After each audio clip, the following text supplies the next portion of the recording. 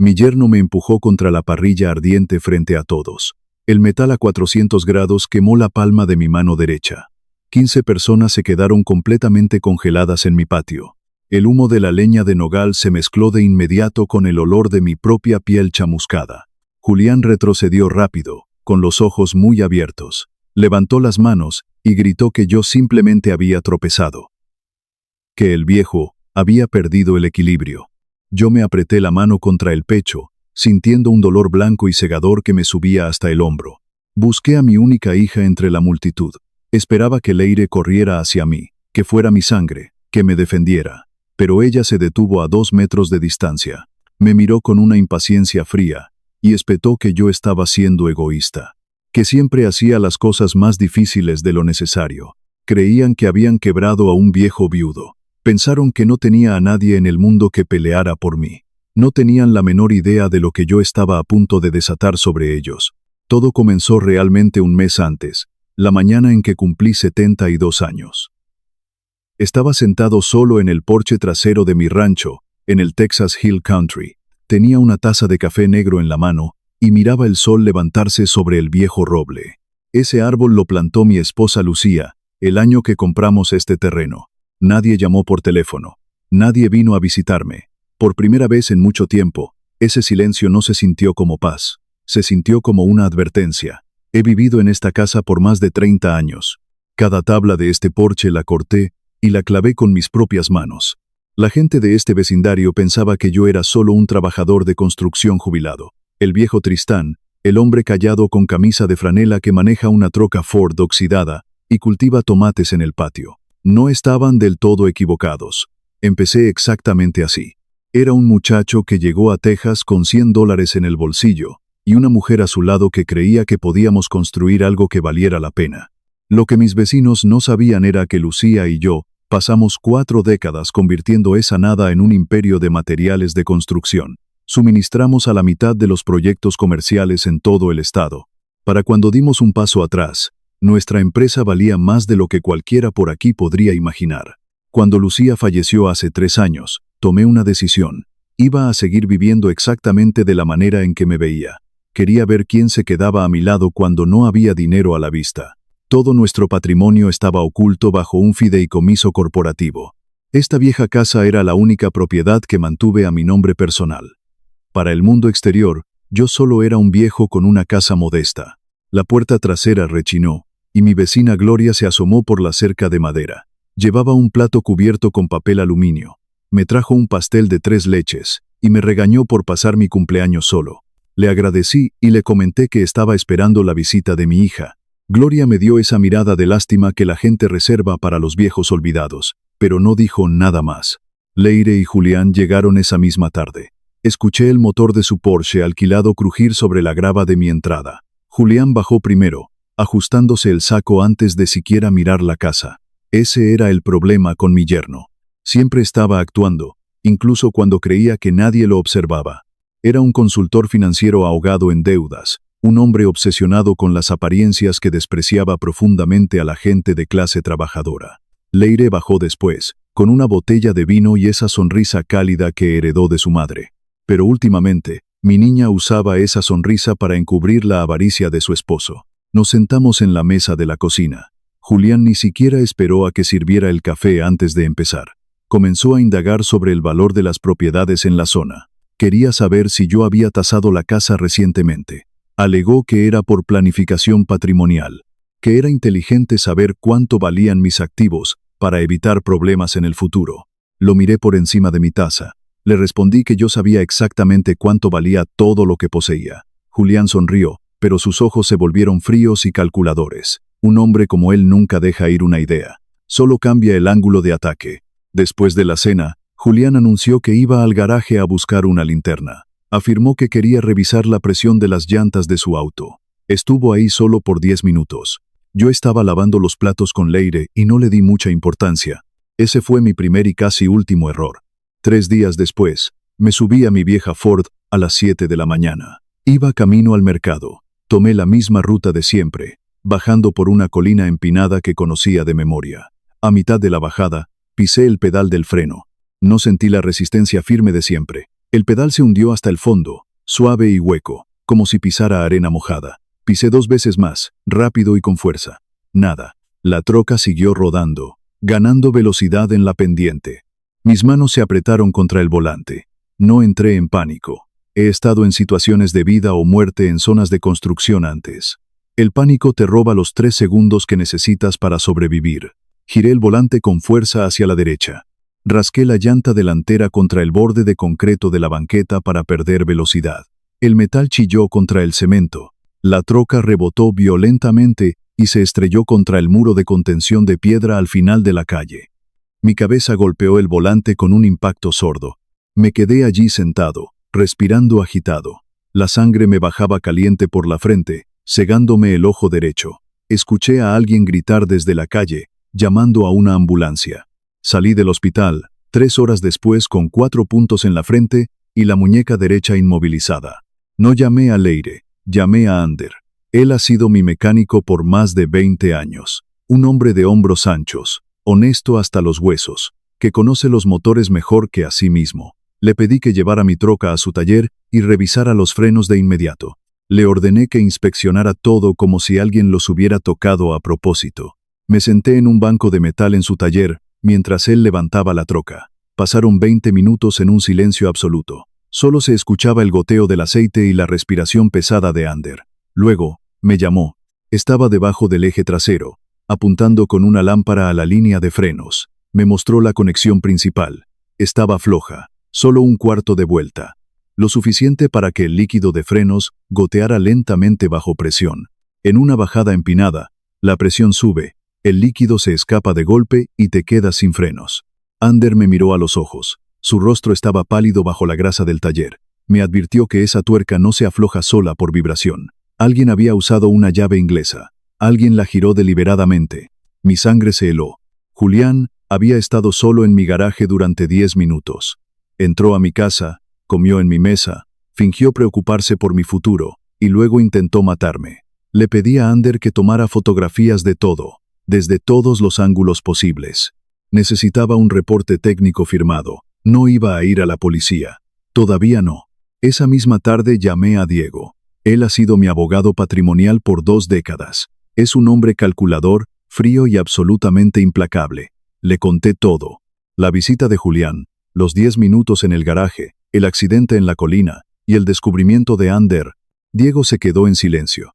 Cuando finalmente habló, su voz era afilada como un cuchillo. Me ordenó que no confrontara a Julián. Me aconsejó que actuara completamente normal, que fuera el mismo anciano cansado y vulnerable que ellos creían que yo era. Mientras tanto, él iba a destripar la vida financiera de mi yerno en papel. 2 días después, Diego vino a mi casa con una carpeta gruesa. Los resultados eran devastadores. Julián estaba acabado. Su empresa consultora enfrentaba 2 demandas por incumplimiento de contrato por cientos de miles de dólares. Tenía un préstamo comercial en mora desde hacía 8 meses. Estaba ahogado en deudas y a punto de perder su licencia. Necesitaba efectivo inmediato, y el único activo a su alcance que podía generar ese nivel de dinero rápido era mi rancho, valuado en $1.500.000. Diego me advirtió que Julián estaba acorralado, y un hombre acorralado no se detiene ante nada. Decidí invitar a todos a una carne asada en mi patio para el siguiente fin de semana. Quería ver la cara de Julián. Quería que él viera que yo seguía vivo y que su plan había fallado. Preparé todo como a Lucía le gustaba. Leña de nogal en la parrilla, mesas limpias, el patio impecable. Julián y Leire llegaron 2 horas temprano, supuestamente para ayudar. Leire me besó en la mejilla y actuó como si todo estuviera bien. Julián me dio un abrazo rápido y tenso. Sus ojos escanearon mi vendaje en la frente, pero no pronunció una sola palabra sobre el accidente. Inmediatamente empezó a mover las sillas del patio, organizándolas como si fuera un escenario. Los invitados empezaron a llegar a las 5 de la tarde. Eran amigos de Leire, vecinos, conocidos del vecindario, pero noté algo extraño de inmediato, la forma en que me miraban. No había el respeto de siempre, había lástima. Me hablaban lento, usando un tono condescendiente, como si yo no pudiera entenderlos. Una amiga de Leire se acercó con una copa de vino. Me tocó el brazo y me felicitó por tener a mi hija cuidando de mí en mi estado de confusión. Apreté la mandíbula. Comprendí exactamente lo que Julián había hecho a mis espaldas.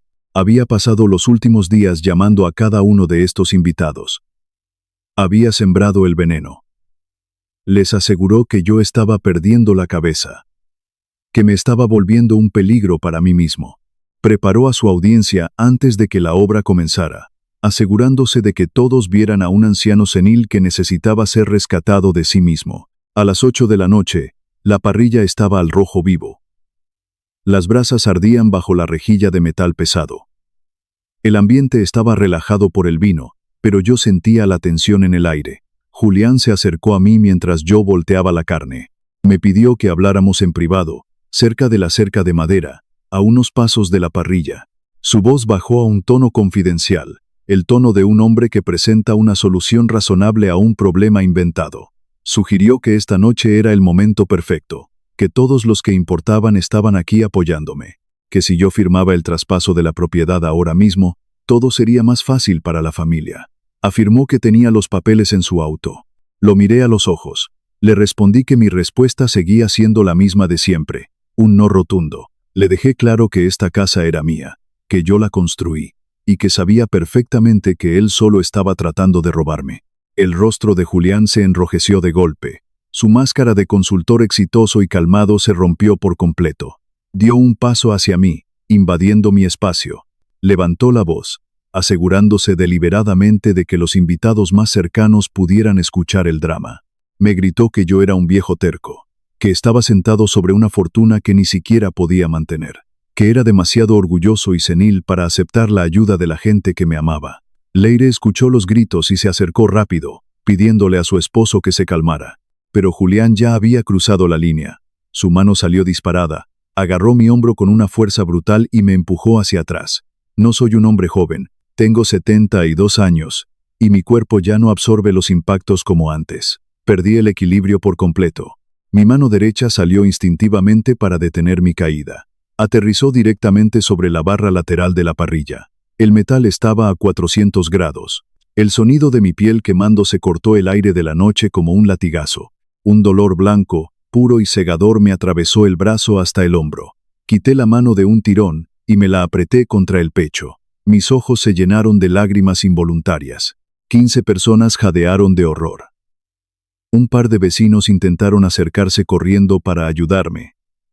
Pero Julián levantó las manos, deteniéndolos de inmediato. Les gritó que no me tocaran, que yo estaba confundido, que me había tropezado por mi propia torpeza y podía ponerme agresivo. Leire asintió apresuradamente, respaldando la mentira de su esposo frente a la multitud. Me miraron como si yo fuera un animal herido y peligroso. Me enderecé lentamente, rechazando la falsa preocupación de Julián. Mi mano quemada latía con una agonía insoportable. Busqué a Leire con la mirada. Esperaba que corriera hacia mí. Esperaba que viera la sangre y las ampollas formándose en mi piel, y que finalmente fuera mi hija. Pero ella se mantuvo a 2 metros de distancia. Me miró con una expresión que nunca le había visto. No era preocupación. Era una impaciencia fría y frustrada, como si yo fuera una carga que se negaba a desaparecer. Me reprochó que yo siempre hacía esto, que siempre hacía todo más difícil de lo necesario. Me llamó egoísta frente a todos sus amigos. Algo se rompió dentro de mí en ese momento. No fue mi corazón, fue el último hilo de piedad que me quedaba por ellos. No dije una sola palabra. Apreté mi mano quemada contra mi camisa manchada de sangre y sudor. Di media vuelta, y caminé hacia la puerta trasera de mi casa. Ninguno de los invitados se atrevió a seguirme. Escuché el murmullo tenso del patio a mis espaldas. Mis botas sonaron pesadas sobre la madera del porche. Entré a la cocina y dejé que la puerta de cristal se cerrara detrás de mí. Caminé hacia el fregadero y abrí la llave de agua fría. Dejé que el agua corriera sobre mi palma destruida. Nadie cruzó esa puerta para ver si el anciano necesitaba un médico. Encontré el botiquín bajo el lavabo y me vendé la herida con movimientos lentos y precisos. El dolor físico era inmenso, pero mi mente estaba más clara que nunca. Caminé hacia el gabinete junto al refrigerador. Abrí el cajón inferior y saqué un sobre manila grueso. Era el sobre que Lucía me había dado 2 semanas antes de morir. Ella me tomó de la mano aquella noche y me hizo prometer que lo usaría cuando llegara el momento de defender la verdad. Lo puse sobre la mesa de la cocina. Miré el reloj de la pared. Eran las 11:30 de la noche. Tomé mi teléfono y llamé a Diego. Contestó al segundo tono. Le informé que Julián me había quemado la mano frente a 15 personas. Diego respiró hondo y me preguntó si quería ir a la policía para documentar la agresión. Le respondí que no. Le aclaré que no iba a denunciarlo, que no iba a ir al hospital y que no iba a tener una confrontación con Leire. Le aseguré que iba a hacer exactamente lo que él me había aconsejado. Iba a convertirme en el anciano débil, confundido y vulnerable que Julián necesitaba que yo fuera. Iba a dejar que mi yerno caminara ciego, paso a paso, hacia su propia destrucción absoluta. A la mañana siguiente, comencé a construir ese camino para él. El primer ladrillo lo puse el martes en el pasillo de los cereales del supermercado local. Sabía por Leire que Julián pasaba por ahí antes de ir a su oficina para comprar su café caro. Me paré frente a los estantes de avena. Tomé un bote azul, lo miré de cerca y lo dejé. Tomé uno rojo, lo miré y lo volví a dejar. Repetí este movimiento durante 20 minutos. Finalmente, escuché el sonido de unos zapatos de cuero pulido deteniéndose justo detrás de mí. Era Julián. Su voz tenía ese tono de preocupación ensayada que usaba cuando quería parecer un buen hombre. Me preguntó qué hacía allí tan temprano y tan lejos de mi casa. Me di la vuelta lentamente. Parpadeé varias veces, como si me costara trabajo reconocer su rostro. Le susurré con voz temblorosa que no podía recordar cuál era la avena que le gustaba a Lucía. Vi cómo sus ojos brillaron. Fue solo una fracción de segundo, pero vi la satisfacción pura y oscura en su rostro. Él realmente creía que mi mente se estaba desmoronando. Me sonrió con una lástima profunda, señaló el bote azul y me indicó que esa era la correcta. Le di las gracias bajando la mirada. Pero Julián era un hombre demasiado impaciente. Su avaricia no le permitía esperar a que la naturaleza hiciera su trabajo con mi supuesta demencia. 2 días después, mi teléfono sonó muy temprano. Era Carlos. Hace 15 años, Carlos era un muchacho que trabajaba el turno de noche en una ferretería de San Antonio para poder pagar su universidad. Yo pagué su matrícula en secreto. Hoy, es el gerente de la sucursal principal del banco donde guardo mis cuentas. Su voz sonaba tensa y estrictamente profesional. Me pidió que fuera al banco de inmediato. Llamé a Diego y nos reunimos los tres en la oficina de paredes de cristal de Carlos. El gerente sacó un documento de una carpeta manila y lo puso sobre el escritorio. Era una solicitud de préstamo comercial. Julián había intentado usar mi rancho como garantía para obtener dinero en efectivo rápido de un prestamista secundario. Y en la línea de firma, al final de la página, estaba mi nombre escrito con tinta negra. Carlos me miró a los ojos. Me aseguró que él conocía mi firma desde hacía 15 años y sabía perfectamente que esa no era mía. Julián había falsificado mi nombre. Un delito federal grave. Diego tomó el documento con sus manos frías y calculadoras. Me explicó que ya teníamos el motivo y la prueba del crimen. Pero necesitábamos que Julián cavara su propia tumba un poco más profundo antes de empujarlo.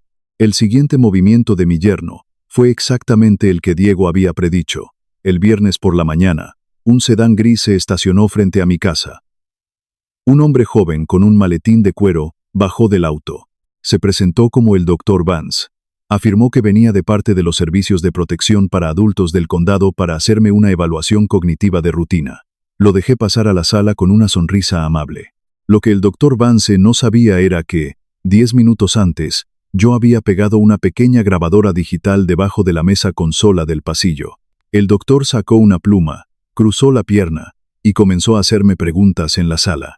Me preguntó en qué año estábamos. Miré hacia la ventana con los ojos perdidos y le di un año de hace una década. Me pidió que nombrara al gobernador de Texas. Le di el nombre de un hombre que llevaba muerto 5 años. Vance ni siquiera me miraba a los ojos. Solo marcaba casillas en su formulario con una eficiencia aburrida y arrogante. Cuando terminó, se levantó y caminó hacia el pasillo, creyendo que yo estaba tan senil y sordo que no le prestaría la menor atención. Hizo una llamada rápida desde su teléfono celular.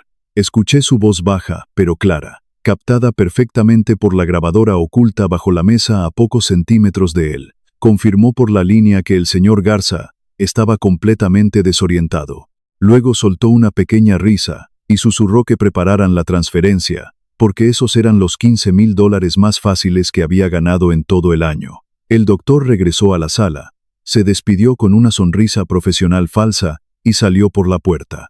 En cuanto su auto desapareció por la calle, despegué la grabadora. Escuché el audio en mi computadora. La confesión del soborno que Julián le había pagado era clara como el cristal. Se lo envié a Diego de inmediato. Pero el golpe más duro y doloroso de esta historia no vino de Julián.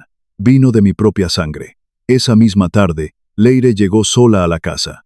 Traía un refractario de vidrio cubierto con papel aluminio. En cuanto cruzó la puerta, el olor a canela, azúcar morena y cardamomo llenó la cocina. Era el famoso pastel de manzana de Lucía.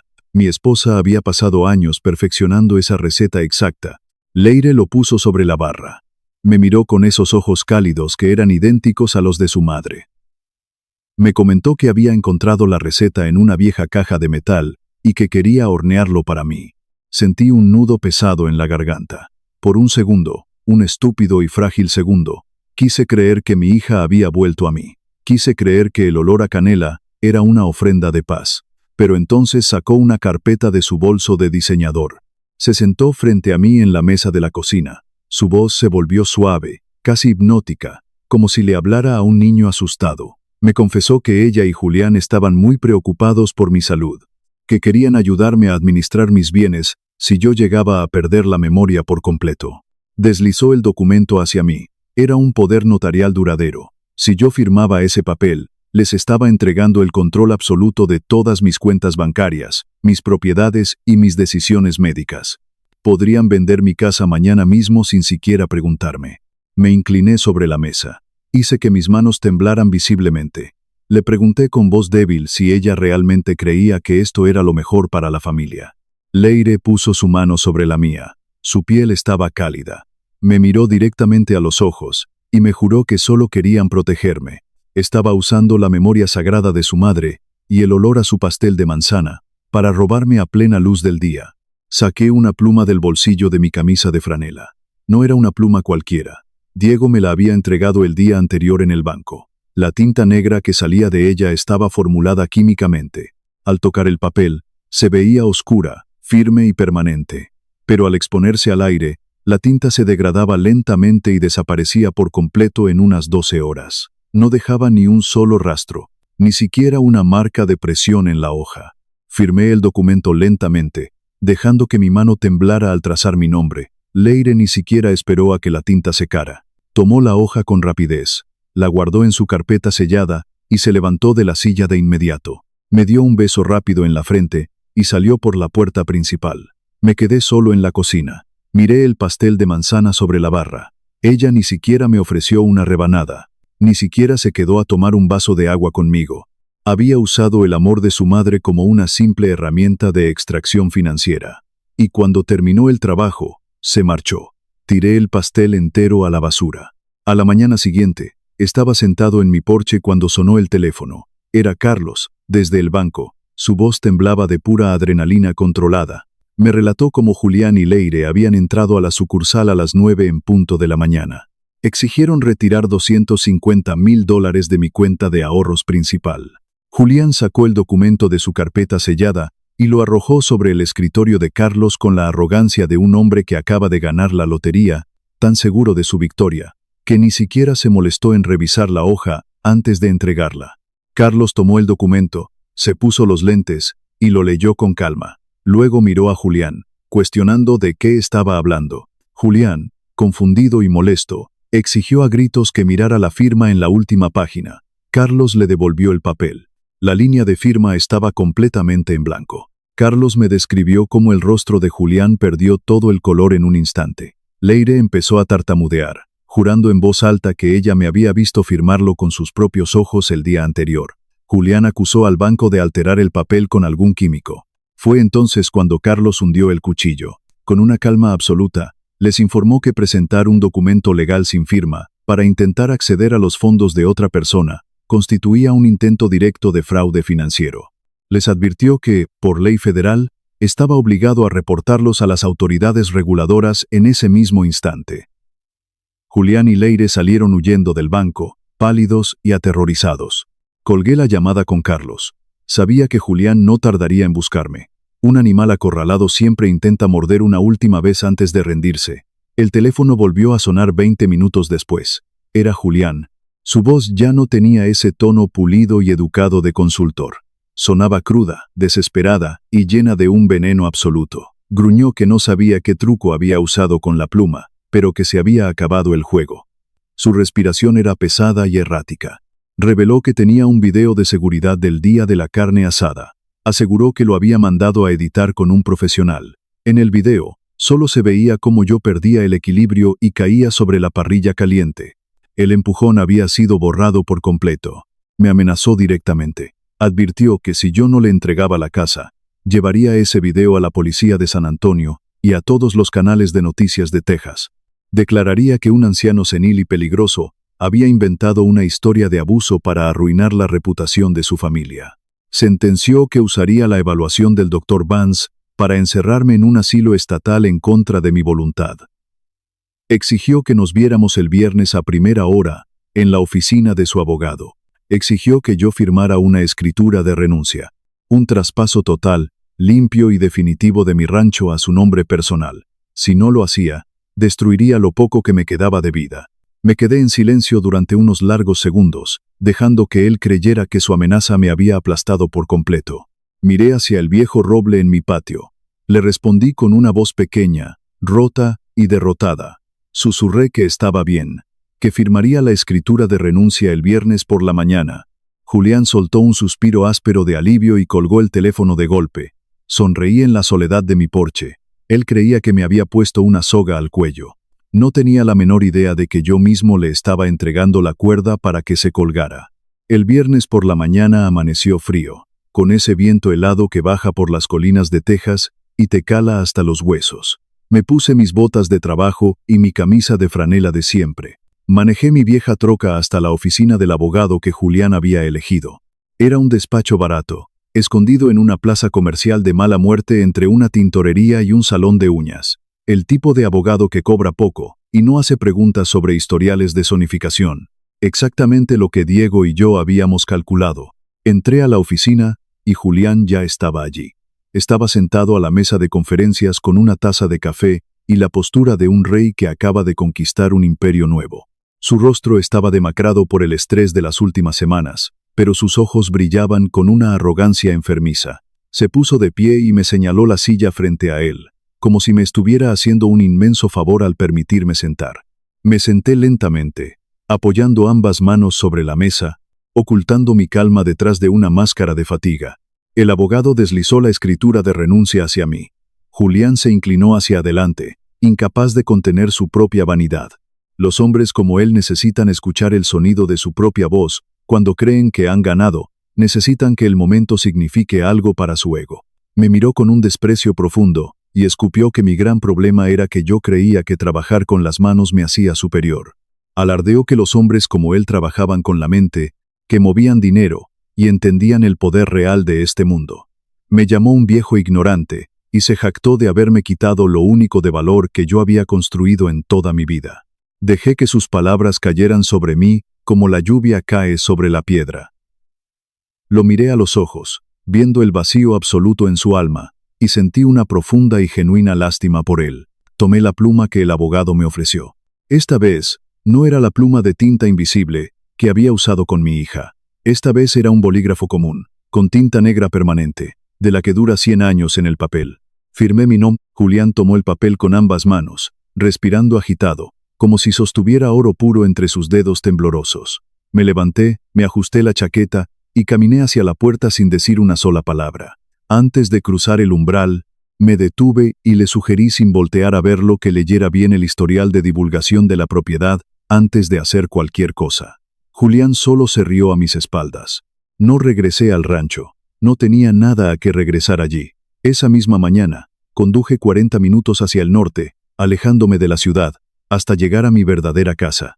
Una propiedad inmensa de varios millones de dólares, construida frente a un lago privado. Lucía y yo la habíamos comprado hace 20 años bajo el paraguas de nuestro fideicomiso corporativo. Julián nunca supo que este lugar existía. Para él, el viejo rancho era mi único refugio. Desde mi terraza de madera, abrí mi tableta electrónica. Tenía acceso remoto a la cámara de seguridad que mi vecina Gloria había instalado apuntando hacia mi entrada. Vi en la pantalla cómo Julián llegaba a mi antiguo rancho con una camioneta de cerrajeros. Lo vi perforar y cambiar las cerraduras de las puertas de roble que yo mismo había tallado y montado a mano.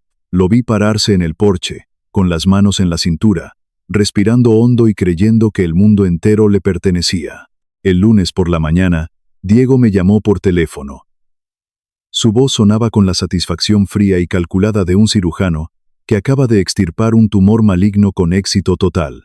Me confirmó que el abogado barato de la plaza comercial no había revisado el historial de zonificación comercial de la propiedad.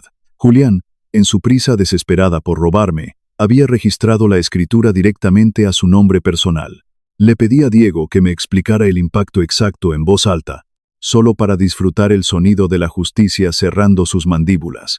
Diego me recordó que, 12 años atrás, cuando nuestra empresa constructora operaba en 3 estados, Lucía y yo habíamos registrado ese rancho como un punto de tránsito auxiliar comercial. Lo usamos legalmente para almacenar solventes industriales, compuestos de tratamiento y materiales pesados.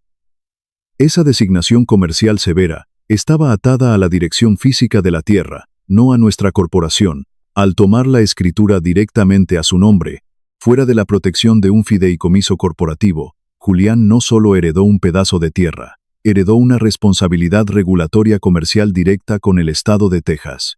Diego me leyó la cifra exacta de la factura gubernamental: $890,000. Esa era la deuda por tarifas de transición comercial pendientes, auditorías estatales obligatorias y penalizaciones acumuladas. Y lo más hermoso e implacable de todo era la ley federal. Al ser una deuda regulatoria comercial con el gobierno, Julián no podía declararse en bancarrota personal para borrarla. No podía vender la casa porque el Estado había congelado automáticamente el título de propiedad, y no podía pedir un préstamo para pagarla porque su crédito ya estaba destruido. Julián había robado una casa valuada en $1,5 millones, solo para quedar atrapado bajo una deuda de casi $900,000 que tendría que pagar en efectivo en menos de 45 días. El teléfono sonó el miércoles al amanecer, mientras yo miraba a una garza descansar en las aguas heladas de mi lago. Era Julián. Su voz estaba completamente irreconocible. El tono pulido del consultor arrogante había desaparecido por completo, dejando solo los gemidos de un animal aterrorizado y roto. Me gritó que el Estado había intervenido y congelado la propiedad entera. Lloraba con desesperación mientras sollozaba que no podía venderla, que no podía tocarla, que estaba absolutamente arruinado. Me acusó de tenderle una trampa mortal. Le respondí con una calma profunda, la calma de un hombre que sabe que tiene la verdad de su lado. Le aclaré que yo solo firmé lo que él me obligó a firmar. Le recordé que él fue quien redactó el documento, él eligió al abogado, él orquestó el chantaje, y él me amenazó con destruirme. Julián sollozó a través de la línea. Me suplicó que llamara a Diego, que hablara con el condado, que revirtiera el trato. Prometió que borraría el video falso, y me dejaría en paz para siempre. Me juró por su vida que no tenía esa cantidad de dinero, que ni siquiera tenía una fracción de eso. Escuché su llanto patético por un largo momento, dejando que el peso de su propia ruina lo aplastara. Luego, decidí revelarle la última verdad, que necesitaba escuchar antes de desaparecer de su vida. Le recordé que, hace 12 años, cuando él era un analista novato ahogado en deudas, un inversionista ángel anónimo había salvado su firma financiera con una inyección de capital de $2 millones. Le confesé que ese inversionista no era un extraño. Éramos Lucía y yo. Invertimos en él en secreto, porque amábamos a Leire y queríamos creer, con todo nuestro corazón, que él podía convertirse en un hombre digno de ella. Le dimos los cimientos de su vida, y él usó ese dinero para construir una mentira. Y luego usó esa mentira para intentar robar la casa que las manos de mi esposa ayudaron a construir. El silencio en la línea fue absoluto y sepulcral. Julián se dio cuenta en ese preciso instante de que había intentado destruir al mismo hombre que lo había construido de la nada. Había jugado una partida de ajedrez contra el dueño del tablero, sin siquiera saber las reglas.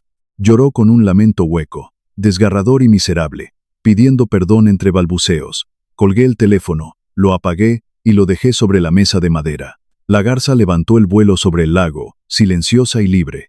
Las semanas siguientes trajeron la caída final, lenta y metódica como el engranaje de la ley. El FBI allanó las oficinas de Julián, y abrió una investigación formal por fraude financiero y falsificación. Para intentar salvar su propio pellejo y reducir su inminente condena federal, Julián hizo exactamente lo que hacen los cobardes cuando se ven acorralados. Entregó a su propia esposa. Declaró a los investigadores federales que Leire era la mente maestra detrás de todo el plan inmobiliario. La traicionó sin dudarlo un segundo para salvarse de la prisión. Leire llegó a mi casa del lago una tarde de diciembre, bajo una lluvia helada que calaba hasta los huesos. Llegó en un auto compacto y barato, sin maquillaje, con el cabello empapado pegado al rostro y un abrigo sencillo que no la protegía del frío. El gobierno había embargado todas sus cuentas bancarias. Julián iba a ir a una prisión federal por 4 años.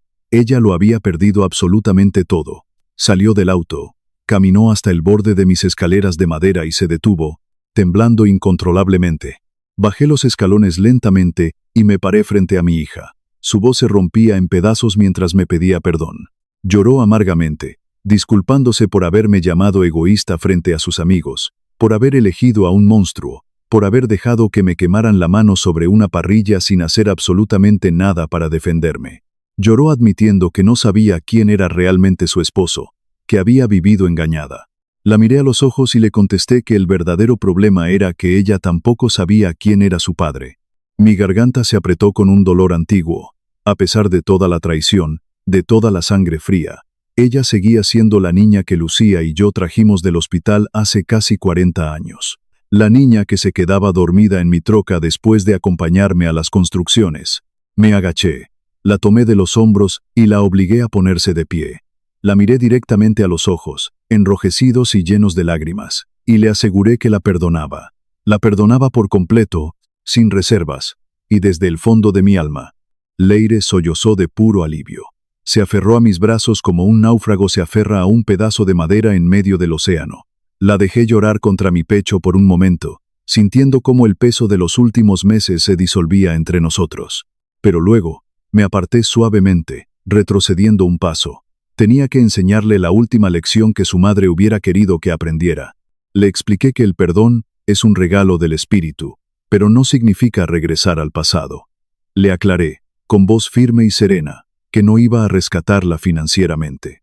No iba a pagar sus abogados, ni a comprarle una casa nueva, ni a mantenerla.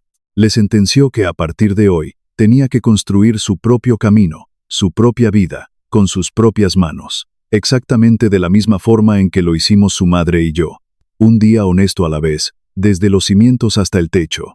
Leire Galadroma II asintió lentamente. Se secó las lágrimas con la manga de su abrigo empapado, se dio la vuelta, subió a su auto y se marchó. No la llamé para que volviera.